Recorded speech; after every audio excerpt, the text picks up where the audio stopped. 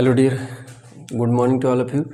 तो डियर, आज मैं जो टॉपिक अभी पहले पीछे जो हमने पढ़ाया था आपको, जो आर्टिफिशियल रप्चर ऑफ मेम्ब्रेन, अभी इससे पहले जो वीडियो मैंने अपलोड किया था उसमें आर्टिफिशियली हम रप्चर कर रहे थे मेम्ब्रेन को, इंटेंशनली कर रहे थे, जानबूझ के कर रहे थे। वजह ये था कि जो है कि बेबी को बहुत लंबा था, खींच रहा था, लेबर पेन सेकेंड स्टेज आ गया और रप्चर नहीं हुआ। वजह क्या था, कारण क्या था? आर्टिफिशियली हम रप्चर कर रहे थे एमनियोटिक फ्लूइड मेम्ब्रेन को, ठीक है। एमनियोटिक फ्लूइड मेम्ब्रेन को इसलिए रप्चर कर रहे थे, जो इससे पहले मैंने वीडियो डाला था आर्टिफिशियल रप्चर ऑफ मेम्ब्रेन। ये क्या है? स्पॉन्टेनियसली। अब जब जो है कि उसके बाद वो एमनियोटॉमी था और ये जो है स्पॉन्टेनियसली रप्चर हो रहा है। तो स्पॉन्टेनियसली रप्चर होने का मतलब है कि वो प्रेगनेंसी के 28 वीक बाद अपने आप रप्चर हो जाए, या फिर 37 वीक से पहले रप्चर हो जाए, या फिर 37 वीक के बाद रप्चर। ये सभी बातें हम इसमें करेंगे। इसमें हम वही बात करेंगे, इसमें हम रप्चर जानबूझ के नहीं करेंगे, वो अपने से रप्चर होगा, ठीक है। तो इसमें डियर मैं जो बात करूँगा ये सब, तो इसमें जो एमनियोटिक फ्लूइड मेम्ब्रेन है, हमने जो पिछले वीडियो में बताया था कि एमनियोटिक फ्लूइड का जो कलर होता है, ठीक है, कलर होता है जो गोल्डन होगा। गोल्डन अगर होगा तो RH इनकम्पेटिबिलिटी होगा, अगर ग्रीन है तो मेकेनियम पास कर चुका है। डार्क ब्राउन रेड है, डार्क ब्राउन रेड अगर है तो कंसील्ड हेमोरेज यानी ब्लीडिंग कहीं हो रही है। उसके बाद अगर डार्क ब्लैक अगर कलर आया है तो इंट्रायूट्राइन डेथ है, ठीक है। उसके बाद हमने बताया था आपको नर्सिंग रिस्पॉन्सिबिलिटी में कि फीटस का जो एमनियोटिक फ्लूइड रप्चर करने से पहले और रप्चर करने के बाद जो है कि फीटल हार्ट साउंड एसेस करना होगा, मॉनिटर करना होगा। तो ये पिछले वीडियो में था डियर, जो हमने थोड़ा सा बता दिया आपको। अब ये जो है आज मैं टॉपिक जो आपको बताने जा रहा हूँ वो है प्री मेच्योर या फिर प्री लेबर। क्या? प्री मेच्योर या pre labour rupture of membrane, ठीक है। क्या है? Pre labour rupture of membrane या फिर premature rupture of membrane, ठीक है। एमनियोटिक फ्लूइड यहाँ पे रप्चर हो रहा है अपने से, हम जानबूझ के नहीं कर रहे हैं, वो अपने से ही हो रहा है, ठीक है। तो चलिए इस डियर शुरुआत करते हैं, बताते हैं आपको कि क्या है ये और कहाँ कहाँ से क्वेश्चन बन सकता है और कहाँ से आपको जो है कि ज़्यादा ज़रूरी ध्यान देने की बात है, ठीक है। तो चलिए शुरुआत करते हैं। और आप लोग आशा करता हूँ कि इसको देख रहे होंगे, जहाँ भी होंगे स्वस्थ होंगे, अच्छे होंगे, मस्त होंगे, ठीक है। तो चलिए आइए देखिए ये क्या है। Pre labour rupture of membrane या फिर premature rupture of membrane. इसमें क्या है कि spontaneous rupture of membrane between 28 week of pregnancy. क्या है? देखिए, प्रेगनेंसी के दौरान 28 वीक, क्या है, बिटवीन 28 वीक ऑफ यानी कि 28 वीक के प्रेगनेंसी से लेके डिलीवरी से पहले, यानी कि बेबी को डिलीवर होने से पहले, इस बीच में अगर कभी भी अपने से रप्चर हो रहा है तो वो क्या कहलाएगा? Pre labour of rupture membrane या फिर premature rupture of membrane.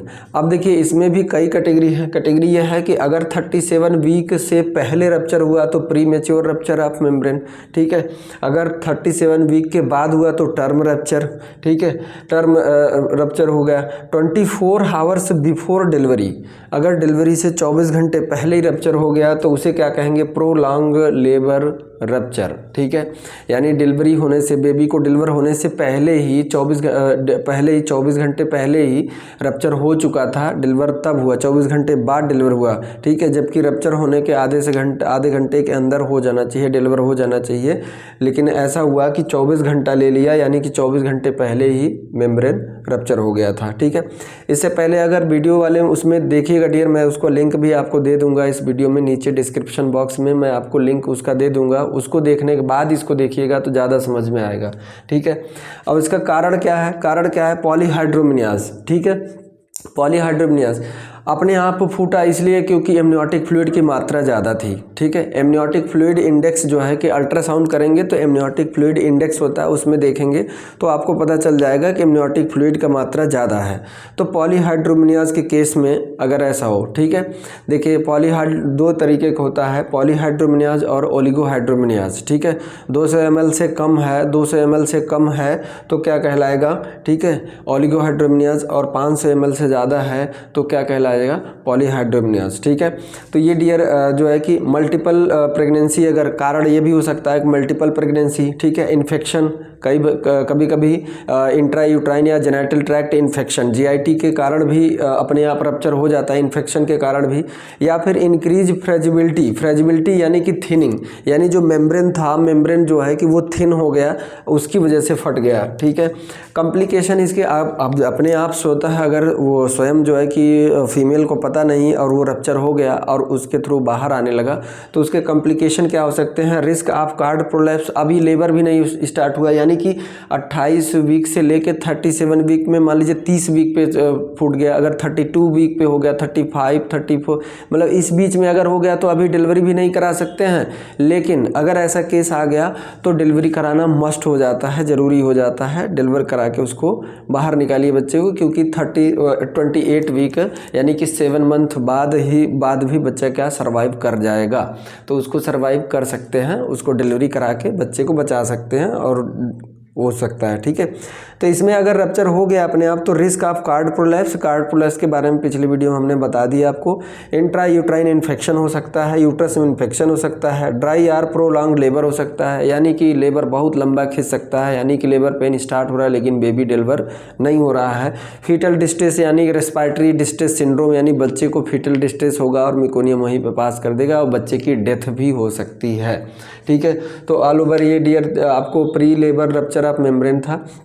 अब इस कंडीशन में आपकी क्या रिस्पॉन्सिबिलिटी, यानी कि नर्स की क्या रिस्पॉन्सिबिलिटी है उसको मैं बताऊंगा, तो आप इसको नोट कर लीजिए। बहुत इंपॉर्टेंट पॉइंट है। इंपॉर्टेंट पॉइंट ये है डियर कि इसमें जो ये वाला है ये सभी है कि प्री मेच्योर रप्चर कब होता है, टर्म रप्चर क्या होता है, प्रोलॉन्ग लेबर रप्चर कब होता है, तो इसको बताना ज़रूरी है। ठीक है, और एक तो ये है कि 28 वीक ऑफ प्रेगनेंसी कब रप्चर, स्पॉन्टेनियस रप्चर कब होगा, यानी कि स्पॉन्टेनियसली अपने आप स्वतः rupture of membrane between 28 week of pregnancy to onset of normal labour, जैसे ही नॉर्मल लेबर शुरुआत हो वहाँ से ले 28 वीक 28 सप्ताह से लेके जैसे डिलीवरी का पेन स्टार्ट हो उसकी के बीच में कभी भी अगर रप्चर हो रहा है तो स्पॉन्टेनियसली, तो उसे क्या कहेंगे, pre labour rupture of membrane या फिर premature rupture of membrane. उसमें भी कैटेगरी है, 37 वीक से पहले अगर हो रहा है तो प्री मेच्योर, 37 वीक के बाद हो रहा है तो टर्म रप्चर, और अगर 24 आवर बिफोर डिलीवरी तो प्रोलॉन्ग लेबर। ठीक है, अब इसमें हम आपको बताते हैं कि इसको डायग्नोस कैसे करेंगे और नर्सिंग रिस्पॉन्सिबिलिटी क्या इसमें है, तो इसको नोट कर लीजिए डियर।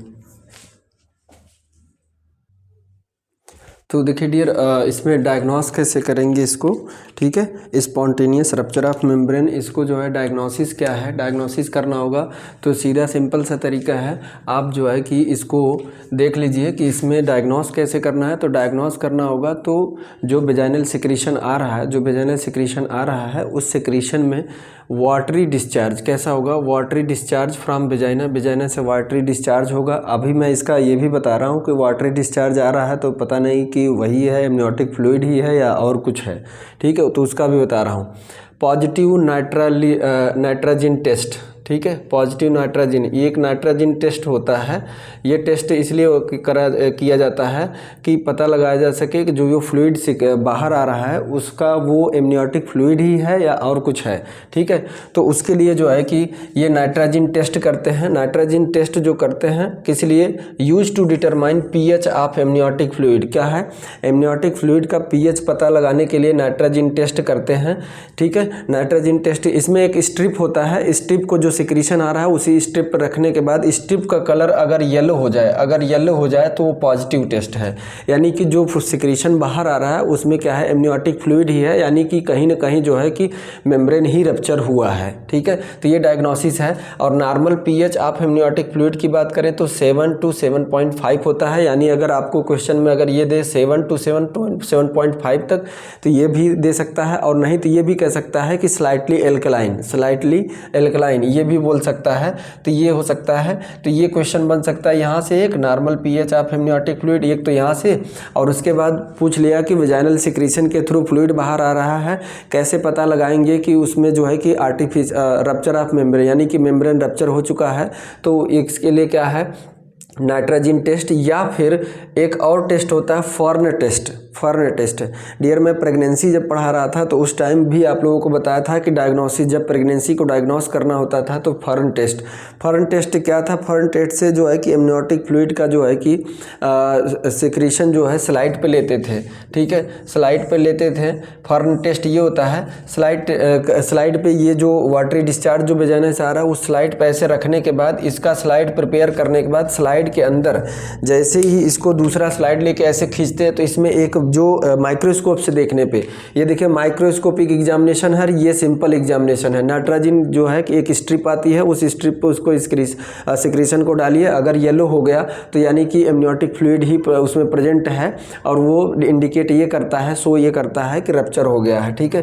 फर्न टेस्ट क्या है कि फर्न टेस्ट माइक्रोस्कोपिक है, इसे माइक्रोस्कोप से देखना होता है। जब स्लाइड पे रखते हैं तो उसमें कुछ एक, अच्छा ये फर्न हमने उस टाइम भी बताया था, अभी भी बता दे रहा हूँ कि ये फर्न इसलिए नाम है कि एक फर्न का पौधा होता है, ठीक है, एक फर्न का पौधा होता है, कुछ इस तरीके से होता है, कुछ इस तरीके से, ठीक है, कुछ इस तरीके से पौधा होता है, उसकी पत्तियाँ होती हैं ऐसे, ठीक है, ऐसे फर्न का जो पौधा होता है वो ऐसे पत्तियाँ उसकी होती हैं, ठीक है, ऐसे, तो ऐसा उसमें दिखेगा, ठीक है। स्लाइड पे माइक्रोस्कोपिक से देखने के बाद ऐसा दिखता है, ठीक है,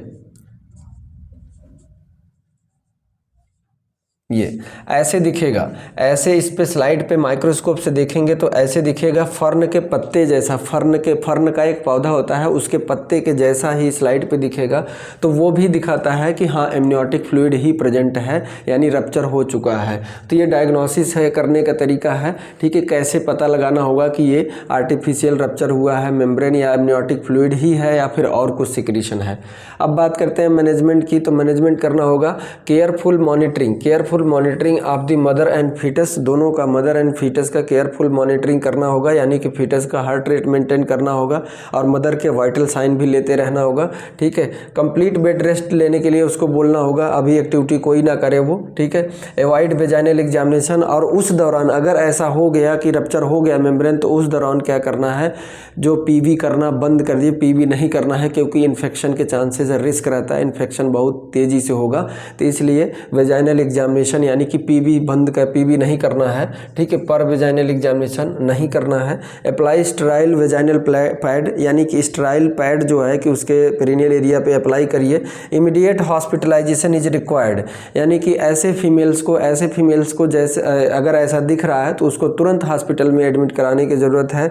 और इस कंडीशन में अगर वो 37 वीक से पहले रप्चर हुआ है तो, और उसके बाद अगर 37 वीक के बाद हुआ है तो कुछ नहीं, बस सीधा सा ऑक्सीटोसिन का इंजेक्शन दे के इंड्यूस करा के, लेबर को इंड्यूस्ड करा के बेबी को डिलीवर करा दीजिए, यही सबसे अच्छा मैनेजमेंट है। अगर 37 वीक पर हुआ है या 37 वीक के बाद अगर रप्चर हुआ है मेम्ब्रेन, अपने आप जो है स्पॉन्टेनियसली रप्चर हुआ है, तो सीधा एक ही ऑप्शन है मैनेज करने का, ऑक्सीटोसिन का इंजेक्शन दिए, इंड्यूस करिए लेबर को इंड्यूस करिए और लेबर पेन जैसे इंड्यूस्ड होगा बेबी को डिलीवर करा लीजिए, सबसे अच्छा ये है, ठीक है। और अगर उससे पहले हुआ है तो उसे क्या करना होगा, रेस्ट करने के लिए बोलना होगा और उस पर प्रॉपर मॉनिटरिंग करनी होगी और उसमें क्या हो कि हॉस्पिटल में उसको देख रेख में रखना होगा, ठीक है। तो ये dear premature rupture of membrane या pre labour membrane rupture of membrane के बारे में ये नया टॉपिक था, जो इससे पहले मैंने आर्टिफिशियल बताया था, यहाँ पे स्पॉन्टेनियस है, ठीक है। आशा करता हूँ डियर ये वीडियो अच्छा लगा होगा। इसमें ढेर सारे क्वेश्चन यहाँ से बनते हैं ऑप्शन गायनी से, ठीक है, ऑप्शन गायनी से बनते हैं, तो इसको आप नोट कर लीजिएगा, उसके बाद फिर क्वेश्चन सॉल्व कीजिएगा। मिलते हैं नेक्स्ट वीडियो में dear, thank you so much.